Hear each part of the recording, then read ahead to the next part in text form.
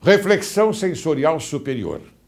Mesmo na adversidade, colhe-se o melhor fruto, porque extraído do sofrimento, extraviado de um momento alegre, desvenda a ideia pura e instala-se sob o fluxo do conhecimento, no domínio mental, por força de uma realidade transformadora. Aceite a inevitabilidade das adversidades e siga em frente. Construa sua força interior. Abrace seus erros como oportunidades para aprender. Pare de fazer as mesmas coisas e esperar resultados diferentes. Faça uma lista de gratidões. Agradecer ajuda a aumentar o fluxo de energia. Passe seu tempo com pessoas de sucesso. Encontre soluções criativas. Expanda sua mente. Tenha um plano B sempre. Esteja preparado para a batalha. Acredite e cuide de si mesmo acima de tudo. Comece sua felicidade agora.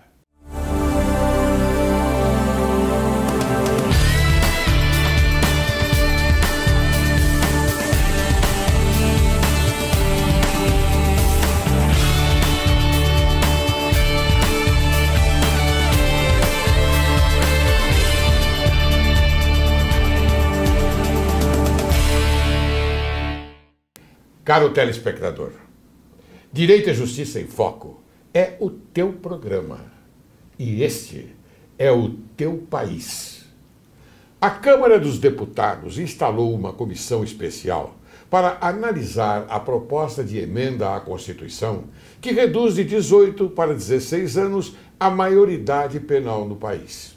Para falar sobre esse tema tão intrigante que tem dividido opiniões, hoje recebemos em nossos estúdios a doutora Eleonora Rangel Nassif, advogada criminalista, diretora do IBCCRIM, professora do curso prático do Tribunal do Júri da Escola Superior de Advocacia da Ordem dos Advogados do Brasil, membro do IDDD, Instituto de Defesa do Direito de Defesa, membro da Comissão de Política Criminal e Penitenciária da Ordem dos Advogados do Brasil, secção de São Paulo. Bem-vinda ao programa Direito e Justiça em Foco, cara doutora Eleonora Rangel Nassif. Obrigada, meu querido Laércio, pelo convite. É um prazer enorme estar aqui novamente no programa Direito e Justiça em Foco. O prazer é todo nosso, Eleonora. Você é uma combativa advogada criminalista. Nossa, você é brilhante.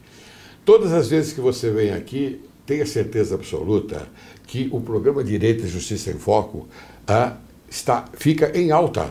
É verdade. Tenho recebido inúmeras congratulações a esse respeito. Você sabe disso, não é? Porque nós passamos para você esta ideia. Oh, meu querido Laércio, eu acredito que esses elogios são mais fruto da nossa amizade do que efetivamente da minha trajetória em militância. Eu agradeço muito. Não, você é uma excelente advogada criminalista. Muito bem, eu vou fazer uma primeira pergunta a você. O tema da redução da maioridade penal rendeu pronunciamentos da Presidência da República, do Supremo Tribunal Federal e movimenta o Legislativo.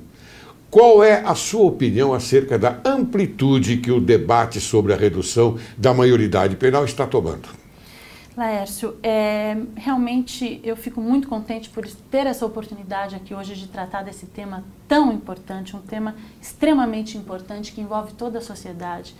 A PEC 171, que está tramitando na Câmara dos Deputados, ela já foi aprovada pela Comissão de Constituição e Justiça da Câmara. Sim. Essa questão da redução da maioridade penal dos 18 para os 16 anos é algo muito delicado e qualquer pessoa que estuda seriamente essa matéria não pode ter uma visão rasa em relação a essa problemática. De fato, a presidenta da República, Dilma, também o desembargador, presidente do Tribunal de Justiça de São Paulo, o desembargador Nalini, entre outras autoridades, já se manifestaram contra a redução da maioridade penal. Sim. E, inclusive, houve um ato público que foi promovido pelo IBCCRIM, o Instituto Brasileiro de Ciências Criminais, entidade que eu tenho a honra de fazer parte, pelo Conectas. Você é diretora do IBCCRIM. Sim, com muita alegria. e também Conectas Direitos Humanos, o Centro Acadêmico 11 de Agosto, enfim, várias entidades se uniram e fizeram este ato público recentemente no Salão Nobre da Faculdade de Direito do Largo São Francisco, lotou o Salão Nobre, com várias autoridades presentes, justamente nesse sentido, né? Contra a redução da maioridade penal, contra a PEC 171, que não é à toa que se chama 171, né? Houve, inclusive, muitas referências à PEC 171 como, de fato, uma fraude, uma mentira, algo que ilude a população. Um momento só. Caro telespectador, o artigo 171 do Código Penal trata do estelionato. É por isso que há uma certa coincidência. Continue, por favor. É exatamente isso, né? É um estelionato, é uma mentira, é uma tentativa de iludir a população, no sentido de que essa seria a solução para a redução da criminalidade. Essa é uma visão rasa em relação a essa problemática. Você acha então que tudo isso é um conto de fadas? Sim. Uma fantasia? É uma fantasia, é uma ilusão. É uma tentativa de iludir a população. Essa não é o caminho. Todos nós queremos a redução da criminalidade.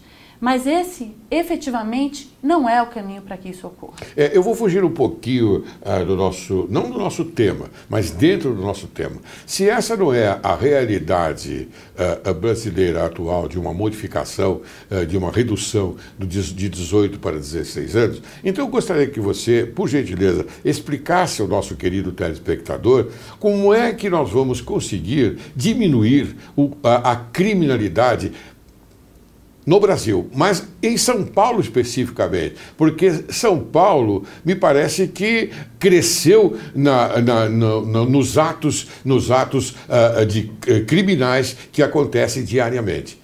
Por favor, você acha que a segurança pública do Estado de São Paulo tem condições de coibir essas ações praticadas por menores de idade?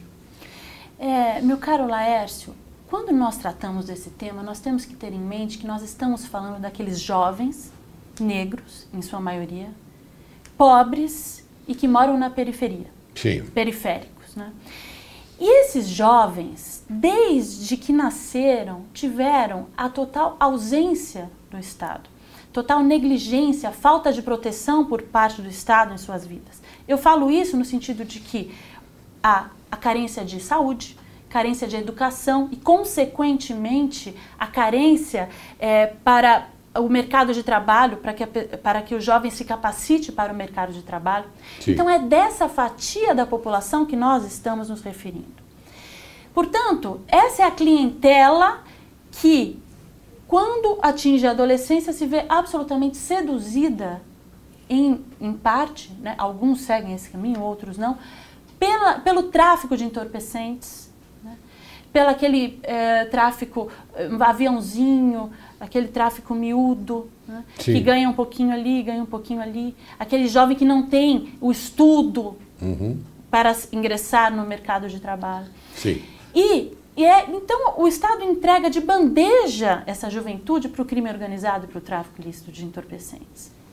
Sim, mas eu quero que você me diga o seguinte: o que o Estado de São Paulo, pelo seu setor de segurança pública, pode fazer para coibir e diminuir a criminalidade desses jovens que hoje em dia, você sabe disso, nós conversamos antes de iniciarmos o programa sobre o quadrilheiro que hoje ostenta 12 anos de idade. Existem chefes de quadrilhas que ostentam 12 anos de idade. Então, o que você acha? Qual é a solução imediata? Infelizmente, não existe uma solução imediata. Justamente por isso, a PEC 171 é uma fraude, uma mentira. Quando nós falamos em solução, que é a sua pergunta, eu vou ser bem direta na resposta, a solução é profunda, é estrutural, é uma solução de implementação efetiva de políticas públicas, de saúde e de educação, para que essas pessoas tenham, desde o seu nascimento, muitas vezes, desde o ventre da mãe, a ausência do Estado, no sentido de uma assistência. Sim. Então, são essas políticas públicas que têm que ser efetivadas e, obviamente, a redução da maioridade penal e a mistura desses jovens infratores com os criminosos maiores de idade dentro de um sistema prisional que todos sabem já é absolutamente falido e superlotado, obviamente não é a solução para a questão da criminalidade. Eu vou tomar uma carona nessa sua resposta e vou perguntar a você o seguinte. Você acha então, pelo aquilo que nós estamos, pela nossa conversa, você acha então que antes de se projetar uma PEC, como você bem falou, não é? Você acha que o Estado, eu digo o Estado como nação, deveria projetar uma infraestrutura para poder recepcionar essa modificação, ou seja, essa redução? Bom, eu digo infraestrutura. Inicialmente, eu sou absolutamente contra a redução e, portanto, não trabalho com a hipótese de que essa população juvenil vai para o sistema penitenciário. Mas acredito que, se isso ocorrer, o que eu espero que não aconteça, com toda a convicção, obviamente há necessidade de uma reestrutura total. Nós temos quase 600 mil presos no Brasil.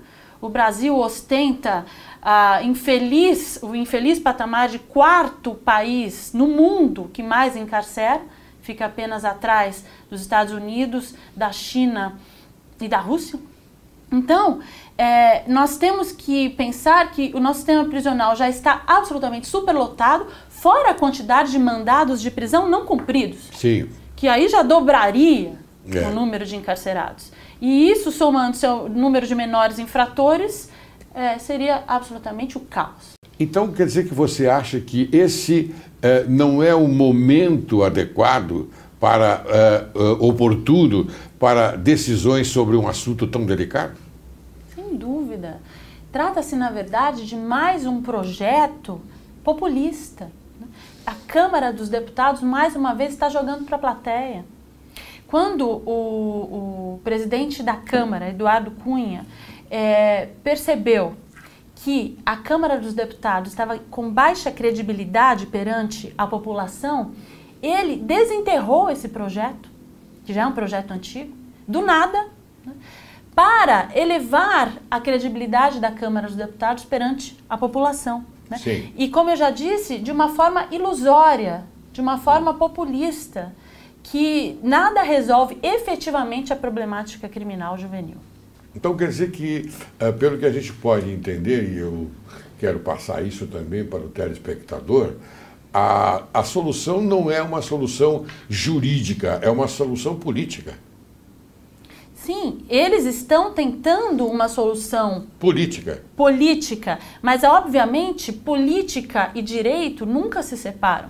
Todos aqueles que tentam separar a política e o direito acabam tomando posições políticas sem perceber. Certo. Então, efetivamente, nós não podemos jamais, e isso inclusive é o discurso principal trazido pelo Instituto Brasileiro de Ciências Criminais, que defende um direito penal mínimo, né, de última ratio. Nós não podemos pensar o direito penal como um antídoto, como uma solução para todos os problemas sociais. E é isso que a Câmara dos Deputados está tentando fazer de forma, a meu ver, absolutamente equivocada. Muito bem. Então, como é que você avalia os argumentos dos que defendem a redução da idade penal como a afirmação de que o ECA favorece a impunidade? Eu avalio de uma forma muito simples, muito direta. Dados estatísticos. Não existem dados... Um minutinho. O ECA, caro telespectador, é o Estatuto da Criança e do Adolescente. Pode continuar.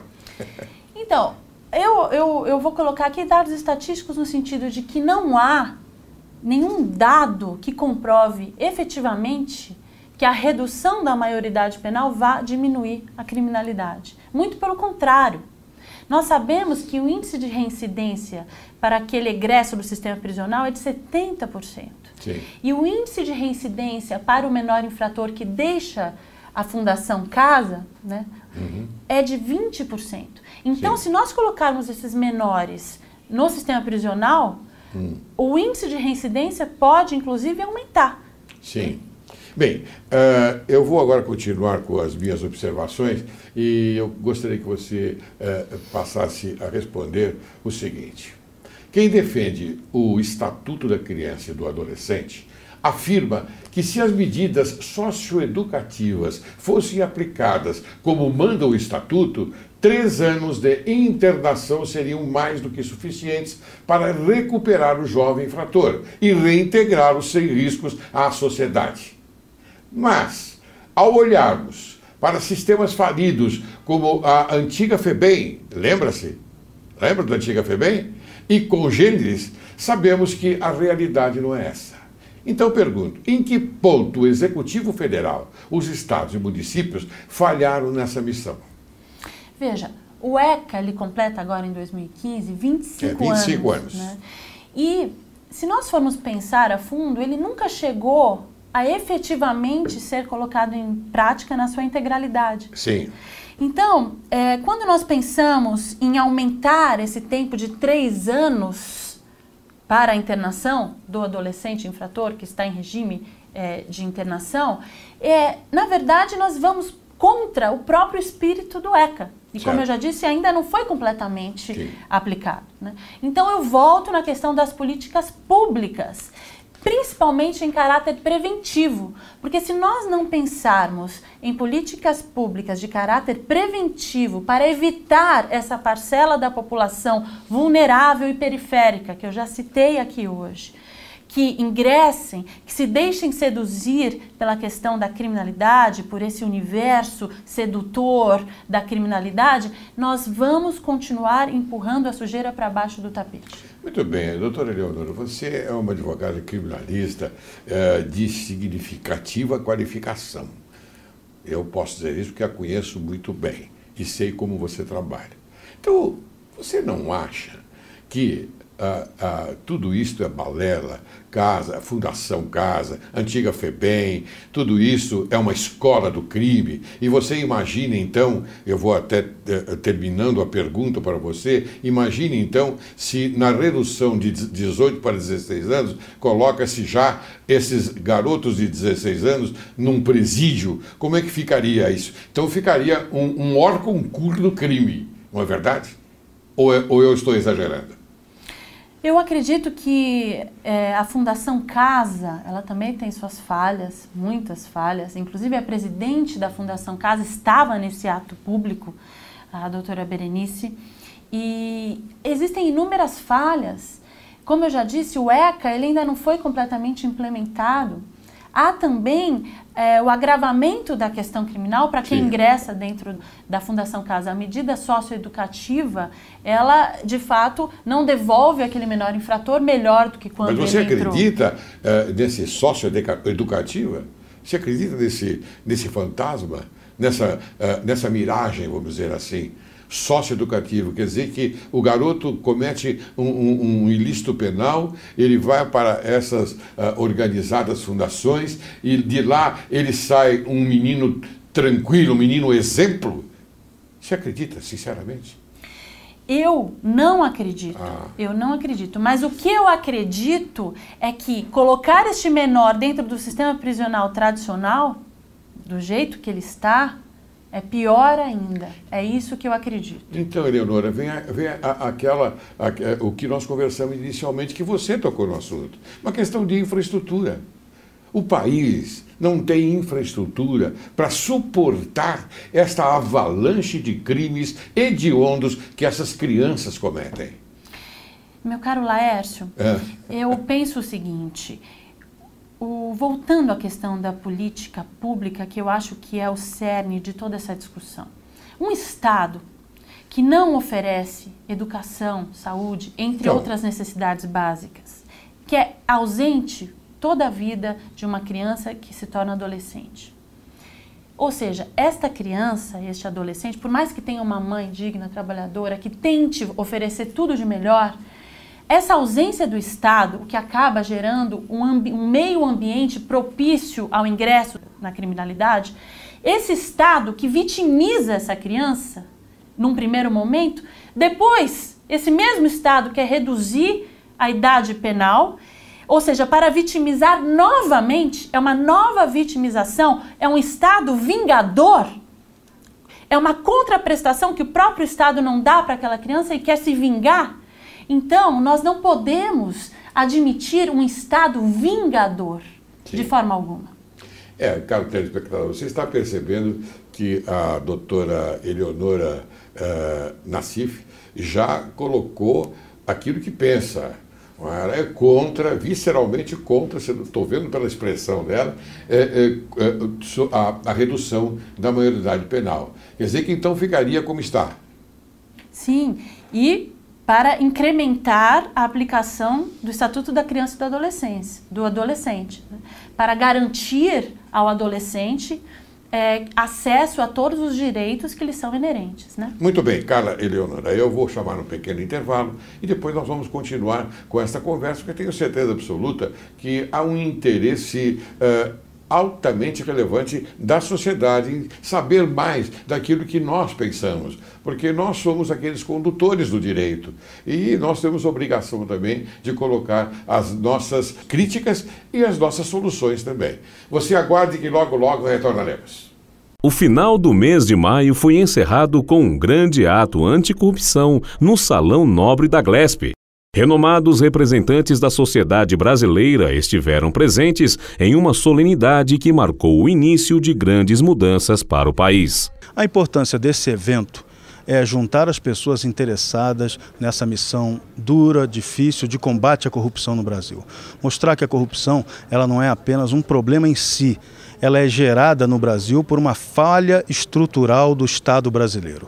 Temos que mudar esse modelo de Estado brasileiro para que tenhamos condição efetiva de ter um país honesto, com eficiência, com capitalismo de verdade, com empreendedorismo e valorização das pessoas honestas. É isso que a gente precisa e esse seminário abre caminho para isso, trabalhando pessoas do judiciário, do legislativo e de outros campos de organizações sociais. O desembargador Laércio Laurelli abriu o evento falando sobre como se constituiu a sociedade brasileira.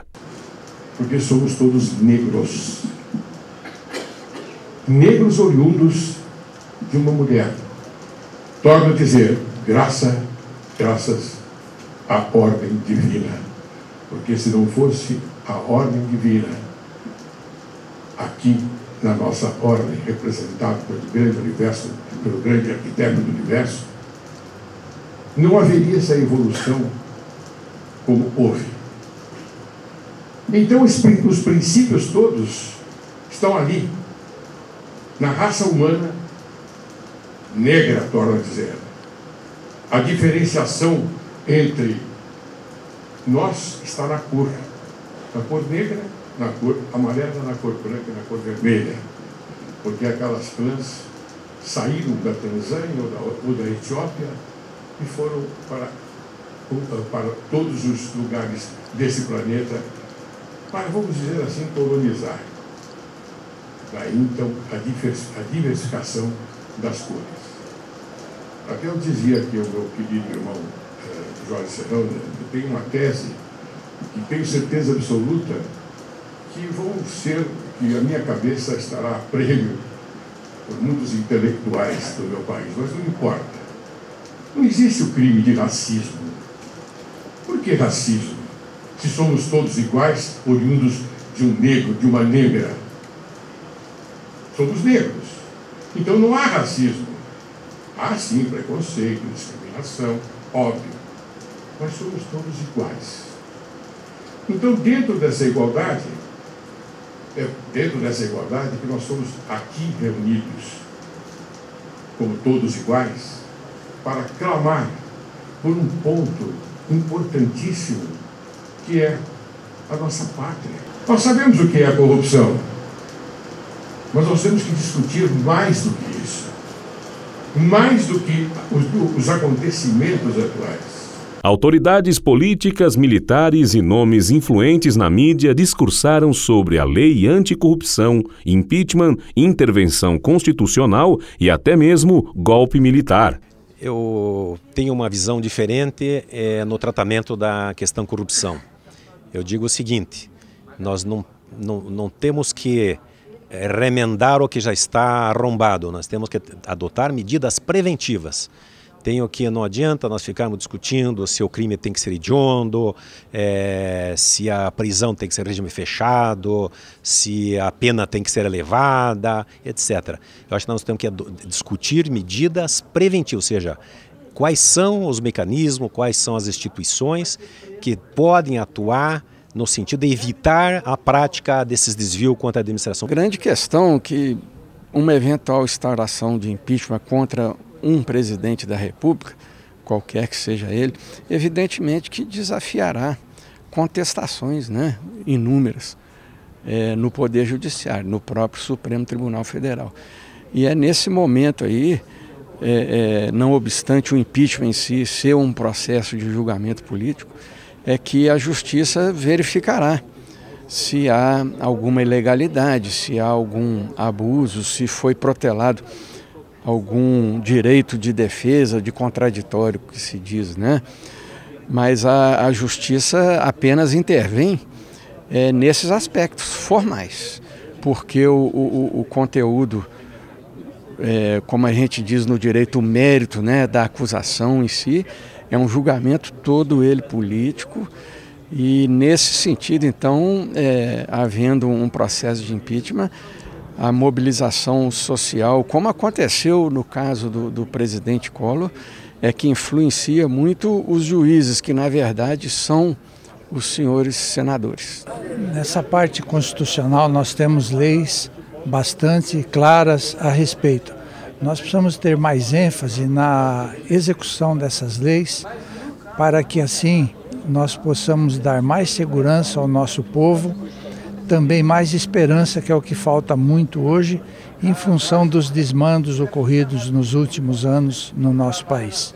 Não existe na Constituição algo que fale em intervenção militar.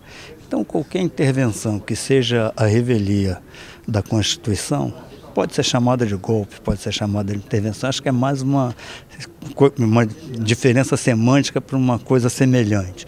Uma intervenção dos militares para mudar o governo. Nós estamos vivendo um regime democrático e nesse regime, se existem coisas erradas, existem insatisfações, tem meios legais para se fazer a mudança de governo, se for o caso, sem uma intervenção. Uma tarde que com certeza será o início para grandes mudanças. Uma reunião que marca a luta de um grupo de homens focados na justiça e no bem comum para todo o Brasil.